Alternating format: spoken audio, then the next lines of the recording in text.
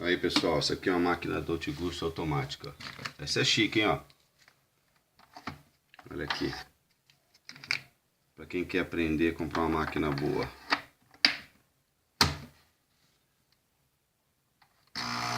Um pouquinho mais caro, só que mais prática.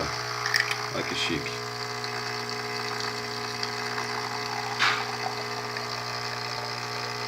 Isso aqui é quase o dobro do preço da manual, tá?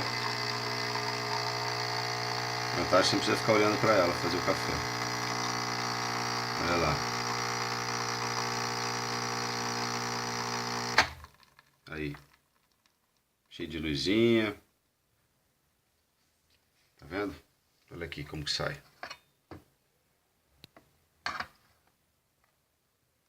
Isso aqui tá na faixa de uns R$500, tá?